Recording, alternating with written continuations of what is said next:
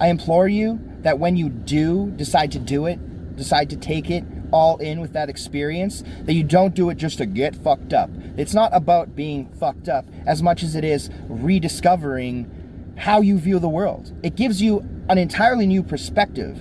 All of your perception to reality changes entirely.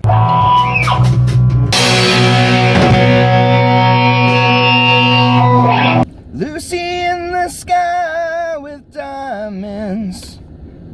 Lucy in the sky with diamonds. Today I want to talk about LSD and why it should be legal. Psychedelics, shrooms, the whole nine when it comes to exploring those avenues of drugs. It's a prime example of something that gets painted over with a bad picture, a bad image, where throughout the years, everyone's saying this and this about it, being that it's wrong.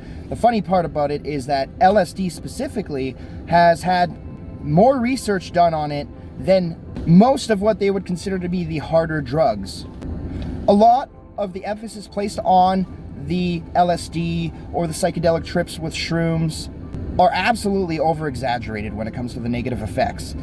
The positive effects of those substances are far greater than the negative effects that they could bring. I've experimented with about 4 times, all of which have occurred in this year. So I can attest and say as a matter of fact, a matter of proof to the words and backing up what I am saying.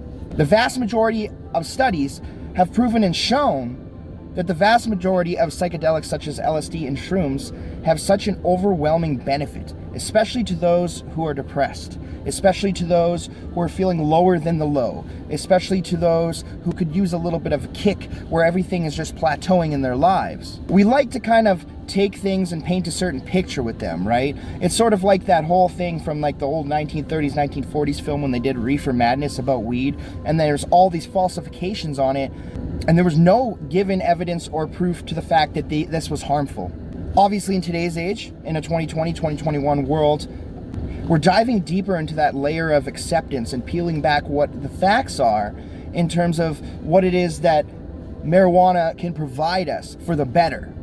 We're already taking that step with marijuana, and the next step has to be the psychedelics. With LSD, it's like a little tab. It's like a little piece of paper. You put it on your tongue, you let it dissolve. You do that thing, you go on this wild ride for about 12 to 14 hours. But it's a lot more than that. There's a lot more grounding that has been established through the use of these things to provide major benefit. They've actually just started microdosing with shrooms and allowing that to be decriminalized in Oregon, as far as I know. So you may ask, what does it do? What is it that makes it so powerful? And what about it is that driving force in making so many people want to explore that avenue?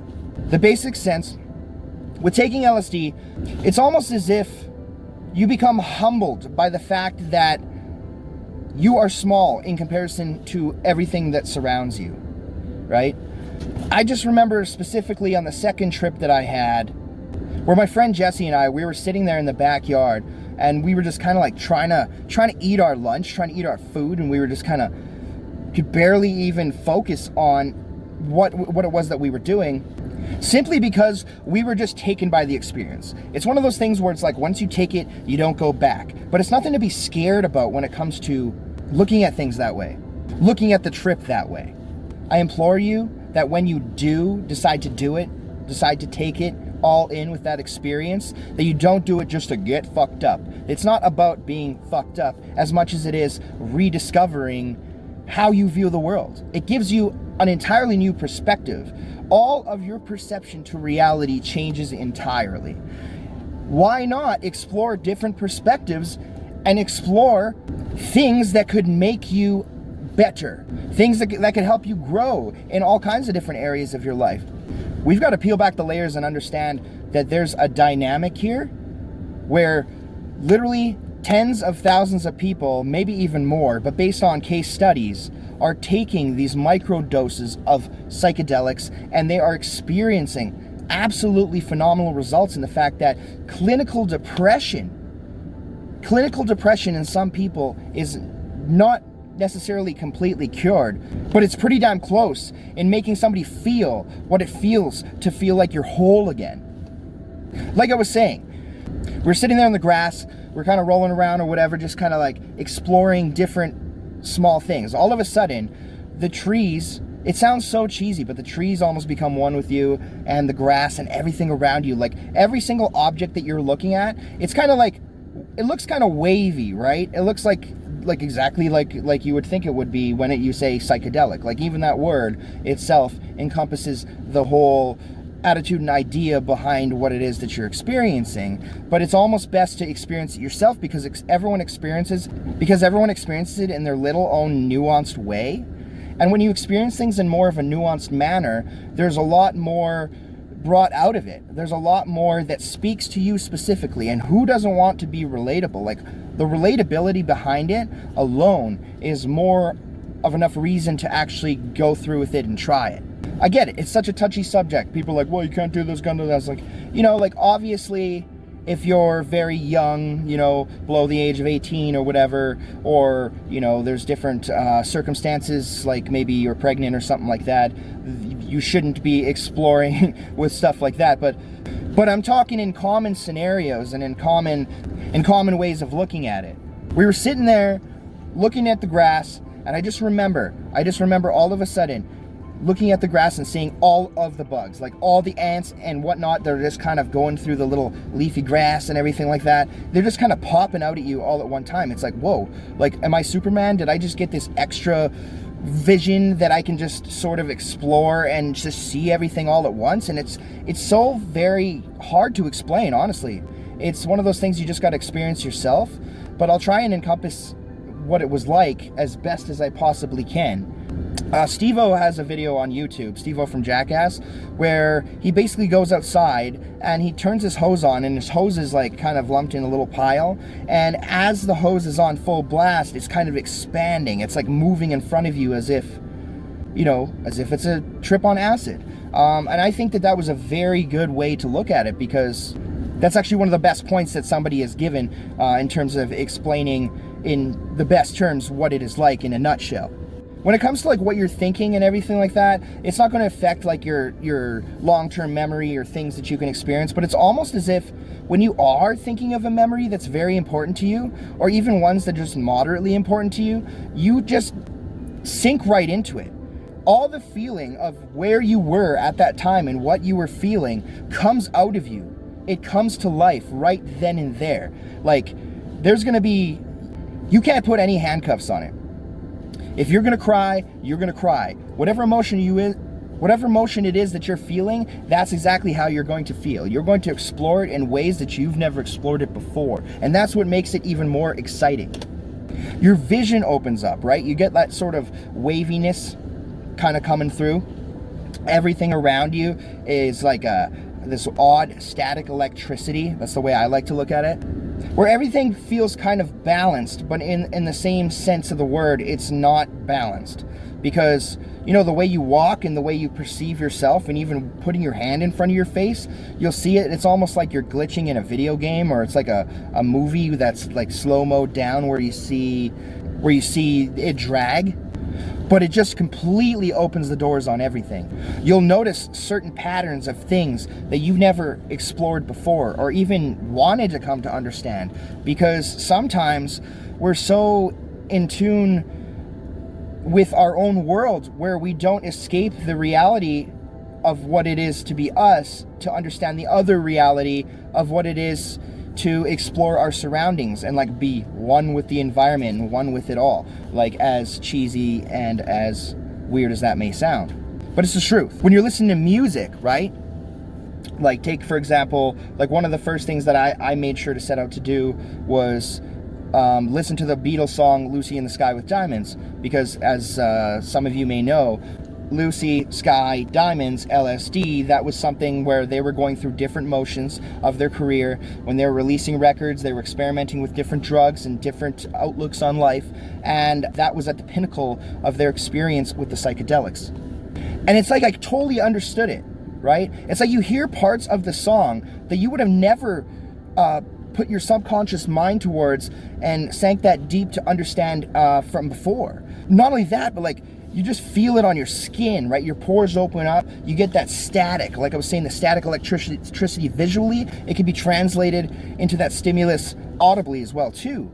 It's like you just feel all of it. Like you literally become one with it, right? If you're taking this seriously and you're not just doing it to get fucked up, like how many times can I do? Like literally, you just need one, right? When you're starting, don't take like 2, 3, or 4. Do 1, 1.5. That's where I would cap it. First of all, you don't know your limits at first and how much it's going to hit you. And then from there, at least you can gauge how much more you want to take and how much more you want to experience.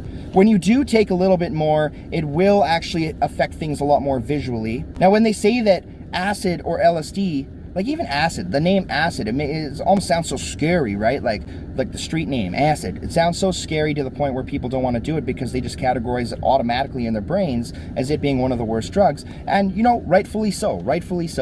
But they want to make it seem like as though everything you see is like moving in a vivid way and you're getting all these hallucinations, right? That's true to a certain degree, but it also depends on how much you're going to take, right? That's the whole purpose of them talking about microdosing first. The microdosing is what is there to give you that perspective and healing your pain. Funny enough, the last time, or I guess it was 2 times ago, because I did it with my girlfriend twice as well, the last couple of times. So the second last time that I did it, she was doing it for the first time, and the magical part about it is she had this back pain that was in her lower back, you know, and it was just constant nagging for like 2.5 years, and then all of a sudden, I kid you not, when she took it, she had like this emotional experience by just looking at this picture in her room, and she just started crying, like tears just went flowing down her face, and the next thing you know, that pain was gone. Like I'm telling you, like right to this day, it's been probably close to 6 months, 5 months, and that pain is eradicated. Like it's not even there, you know. And you'd be a fool to not think that that is in conjunction with the positive effects of what that drug can do for you. I almost don't even like referring to it as a drug, but you know, for the standard composition of what I'm saying, it makes sense, absolutely. But you're not necessarily getting those vivid hallucinations and all of those graphic images that are punching you in the face, right? When you first take it, it actually gradually increases, right? So your peak moments are probably between the 6 and 8 hour mark. The nice part about that is it's a slow and steady process, and you know, it might not hit you for the first until like 45 minutes in. For me personally, it hits me right away in the 15-minute mark, and maybe that has to do with my ADHD and just how I am, right? I'm just kind of a spunky and outgoing, off the top, out of the box kind of person, right? I'm just all over the motherfucking place, just bouncing around like a little weasel, like Pauly Shore. Remember those movies? Nonetheless, when you're starting off small with that and it's kind of gradually rising, it allows you to like open up the doors for all perspectives on everything, right? All your worries and problems that you're harvesting internally suddenly become a blip on the radar, right? They certainly become something that you're not going to be overly focused on when you're taking this ride. You know, you're riding that roller coaster, right? And you're strapped right in tight, man. Allow yourself, especially in this time, to be present to the moment when you are feeling all of those things hitting you at one time. Everything becomes heightened, you sink yourself in deep, and you just start to like realize like, oh my God, you know, there are a lot bigger things out there than me. Like not me maybe as an individual, but me, like, or as us as in terms of the species and of being human and what it is to live on the earth and do our day to take place and perform our tasks and day-to-day routines and everything like that. It takes you right out of that, right? It gives you that whole perspective completely broadened, and it's exactly what some people need, regardless of all of the good things it can bring you when it comes to depression. I'd almost guarantee that suicide rates and different negative effects like abusing yourself with alcohol, which I have a lot of experience with, I'll channel that in another video, examples like that where you're just boozing all the time and you're just feeling shitty about yourself, so all you just do is you want to self-sabotage and you just want to keep on going the way that you're going because who gives a fuck, right? You become apathetic. It's a lower level of energy. You just kind of channel into that. Instead of channeling into that, what they should be doing is promoting more of this, or at least, in the very least, in the microdosing, right? Bring more light to the benefits of this thing, and let's not be living in this space where the reason why these things aren't readily available has a lot to do with more people purchasing prescription drugs, or because drug companies are in cahoots with one another and all the lobbying with the government, etc., etc., etc. But regardless of all of that, we can focus on the things that we can control, right? I encourage you to look at the facts, right? Go through and see everyone's personal experiences with it. If you know someone like a close family member or friend, ask them what it was like when they did it. Make sure to inquire about how many tabs they did, or you know, how many shrooms they might have had, or whatever it was before they actually started doing that. But 98% of the trials that they're running on these things, well, don't hold me to the facts directly on that for the specific percentage, but it's up in the 90% range. Of those numbers, the vast majority of people have found an overwhelming benefit from it, to the point where people are being rid of their pain. People are starting to look at life a little bit differently from a suddenly arousing epiphany of a perspective where they're like, oh my God, like I can see things a lot differently, a lot clearer, right? It almost keeps you grounded and more stabilized in your way of thinking of the world. And then when you come down off of this stuff, just take a look back at it. Make sure you made every second worth it. Make sure you remembered how you felt and everything that kind of came along with it. Key point, obviously, stay hydrated during the whole time. That's the one element I would say. And the second thing that I would recommend is absolutely do it with somebody else, especially for the first time. Don't do it by yourself. The third thing is I would recommend not doing it in public places, because that might freak the fuck out of you. You know, when there's all these ordinary people who are completely sober and they're not on the influence of this, and it's kind of coming out of nowhere. I went to the grocery store, right?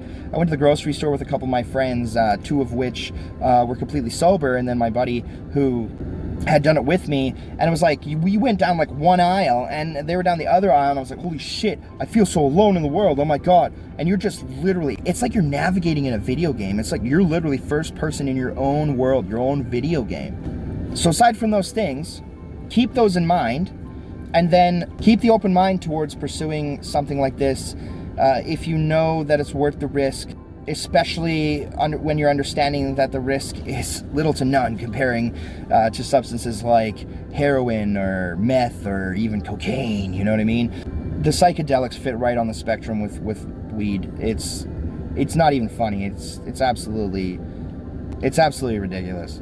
But it's all about that experience. Like, feel the tingling on your skin, right? Feel all those motions come out, right?